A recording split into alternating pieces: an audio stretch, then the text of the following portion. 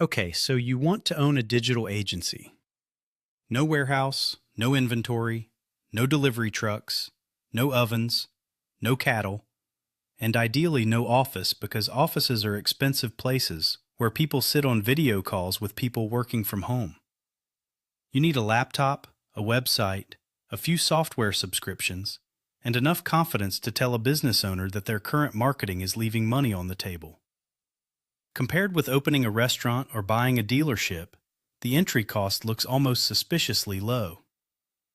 This ease of entry is the first reason the digital agency business looks so attractive. It is also the reason the market is packed with thousands of nearly identical agencies, promising more leads, more sales, more followers, more growth, and presumably a slightly brighter future for everyone involved. The basic model is simple. A company has a problem on the internet. Maybe its advertisements are losing money. Its website looks like it was built during the first Obama administration. Its social media account has 12 followers, and 3 of them are employees. Or its sales team is surviving entirely on cold calls and optimism.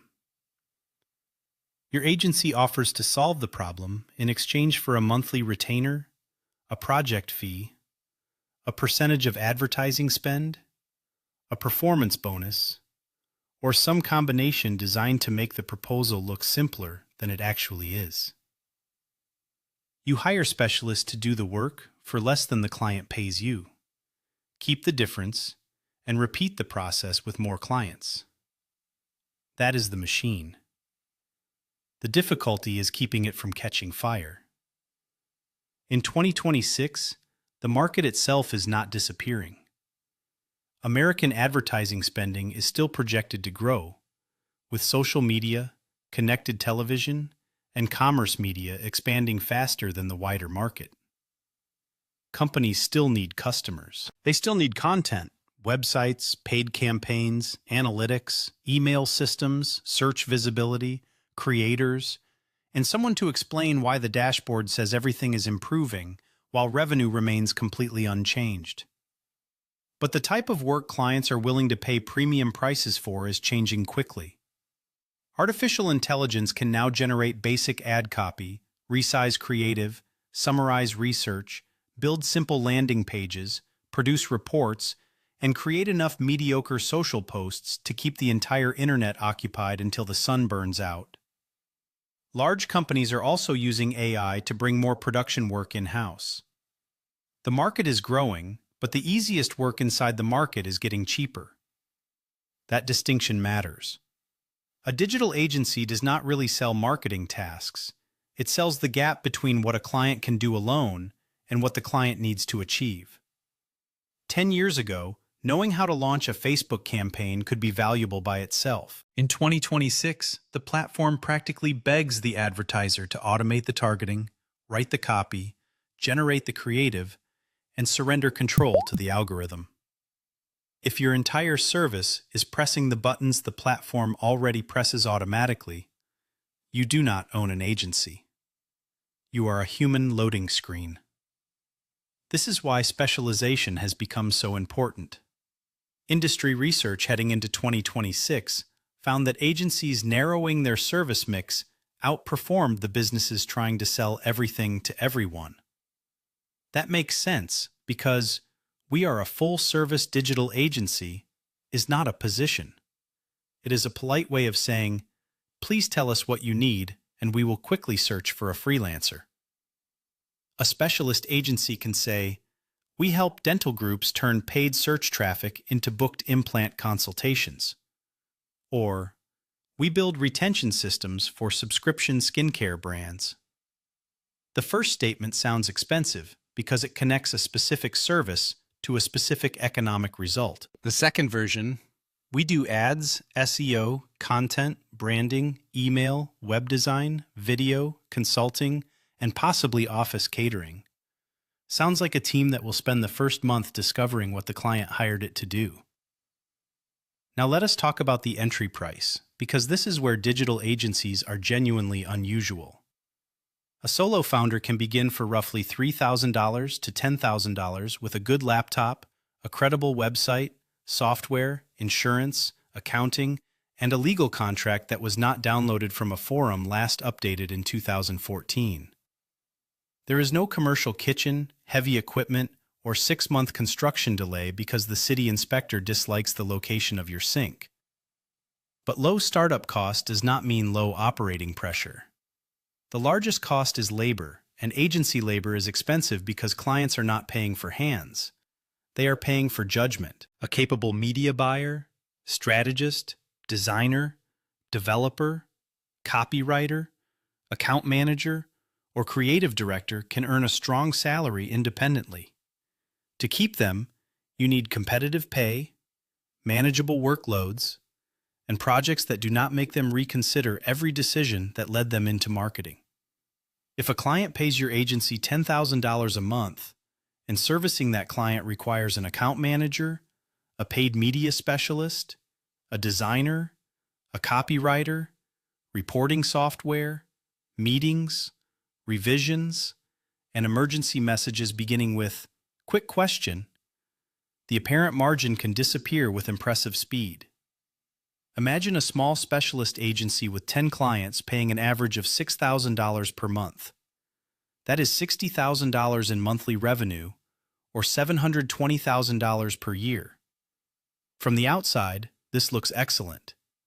You have no inventory and almost no physical assets. But now subtract $28,000 per month for salaries and contractors, $5,000 for software and data, $4,000 for sales and marketing, $3,000 for legal, accounting, insurance, and administration, and another $5,000 for refunds, freelancers, travel, bad debt, and the mysterious category accountants call other. You are left with roughly $15,000 before tax in a good month, around a 25% operating margin. Then one client representing $12,000 per month leaves because a new chief marketing officer wants to bring in a former colleague.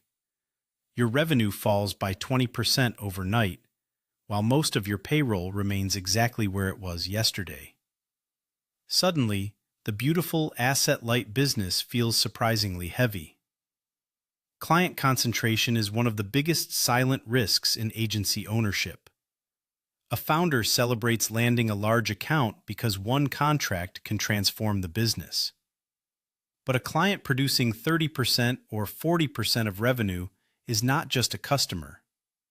It is an unelected member of management. Its preferences shape whom you hire, which software you buy, what services you build, and how calmly you sleep. When that client says it needs a new reporting system by next month, you build it. When it requests a daily call, you discover daily calls. When it leaves, your company has 30 days to redesign itself around a hole in the income statement. The second risk is scope creep, the agency version of being slowly eaten by ducks. The contract says 8 ads per month. The client asks for 2 extra variations. That seems harmless. Then those variations need new landing pages. The landing pages need tracking. Tracking reveals a problem with the website. The website was built by the founder's cousin, who is now unavailable for emotional reasons. By the end of the month, your team has rebuilt half the client's digital infrastructure while invoicing for 8 ads. Agencies rarely collapse because one project was catastrophically unprofitable. They collapse because every project becomes 10% more complicated than the price assumed, and the founder is too afraid of losing the client to say no. Retainers are both wonderful and dangerous. Monthly recurring revenue lets you hire people and plan cash flow instead of starting every month with 0 revenue and a motivational quote. But the client is buying continuous access and confidence that something useful is always happening. If results improve, it may decide the work is easy and bring it in-house. If results decline, it may replace you. Success can reduce your perceived value, while failure can eliminate it. Consider Iman Gadzhi, one of the most visible figures associated with the modern agency dream. He founded IAG Media as a boutique digital marketing agency focused on paid advertising, funnels, and online growth.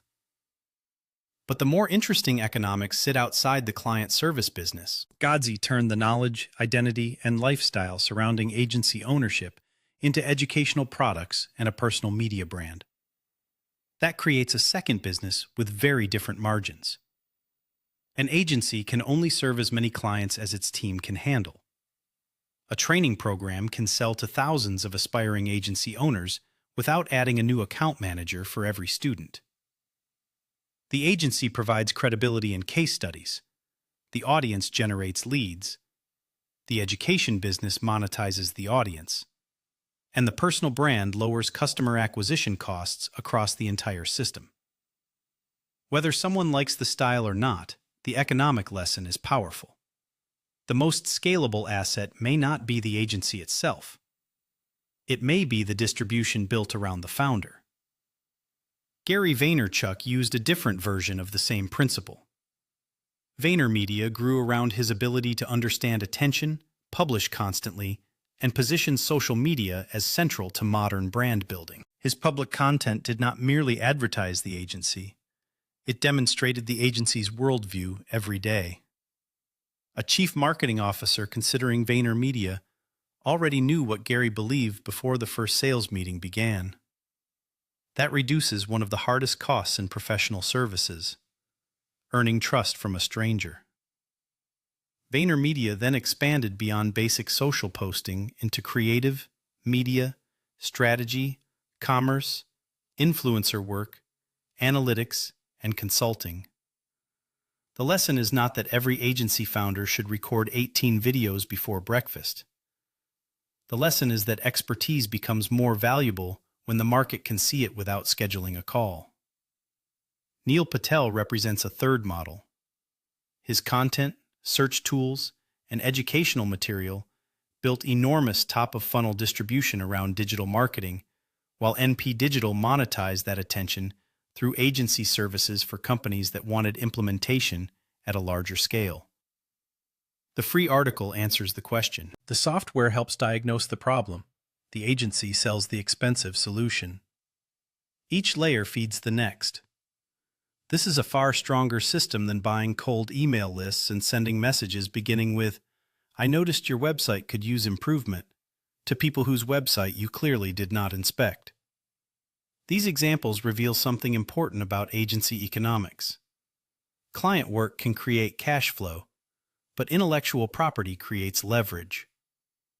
A repeatable process, proprietary software, a recognizable founder, a trusted newsletter, a benchmark database, an audience, a training product, or a specialized internal system can separate the company from the thousands of agencies selling access to similar freelancers.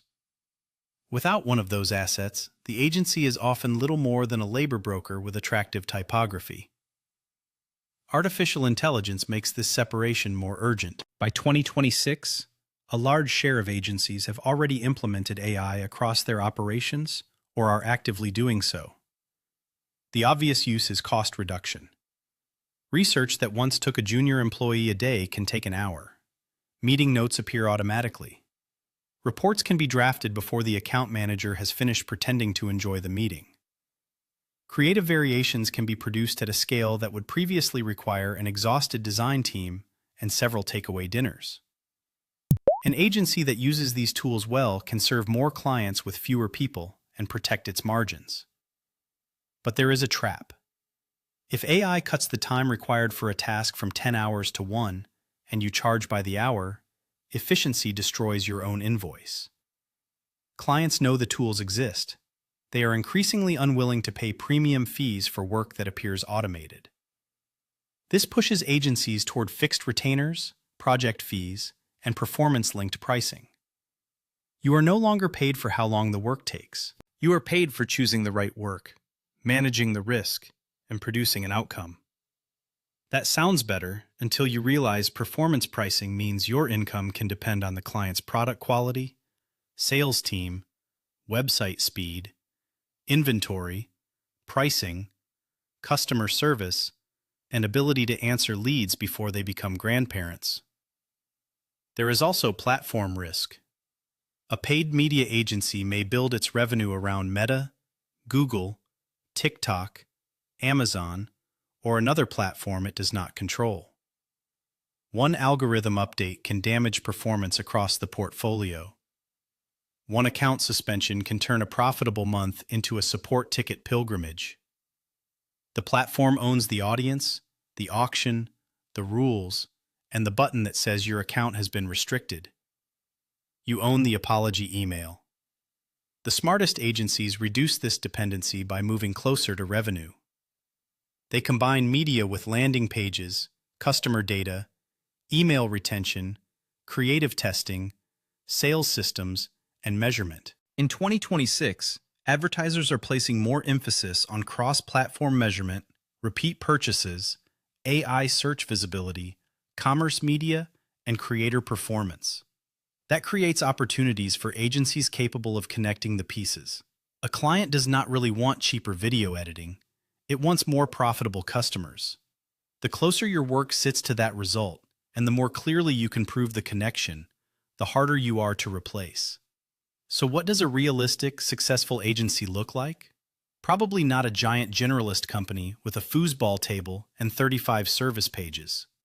It may be a team of 8 to 15 people serving one narrow category, using contractors for variable production, charging meaningful retainers, keeping no single client above 15% of revenue, and building internal systems that reduce delivery time without reducing quality.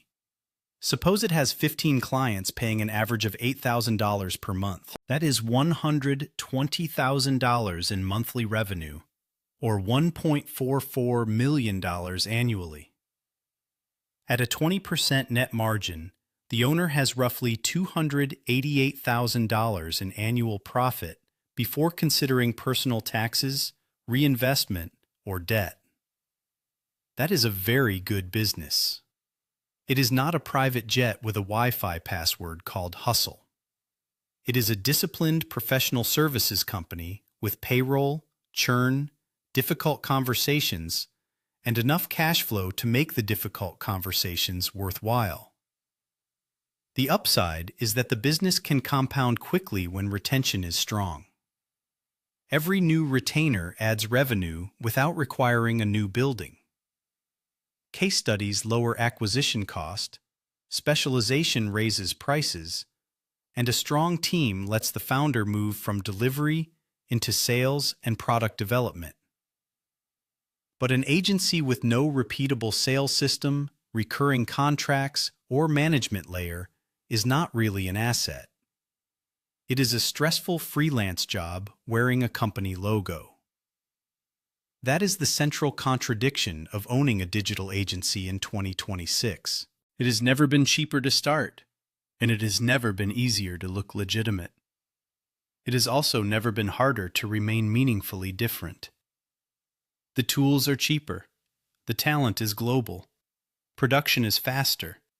Competition is endless. Clients can compare providers from 5 countries before lunch, then ask an AI system whether they need an agency at all. The barrier to entry is close to zero. The barrier to becoming trusted is enormous. So, should you own one? If your plan is to copy a template, hire the cheapest contractor available, send 10,000 automated messages, and promise every local business guaranteed results, probably not. You are entering a market where the machines are becoming better at generic work every month, and machines do not need motivational Mondays. But if you understand a valuable industry, can connect marketing activity to financial results, can build a repeatable delivery system, and can earn attention before asking for money, the economics remain compelling. You can begin with very little capital, generate recurring revenue, hire globally, operate without physical inventory, and eventually turn knowledge into products that scale beyond billable hours. The digital agency is not a money printing machine. It is a trust conversion machine. It takes expertise, packages it into a promise, delivers that promise through people and software, and attempts to keep the client long enough for the acquisition cost to make sense. The agencies that fail sell tasks anyone can imitate. The agencies that survive sell judgment.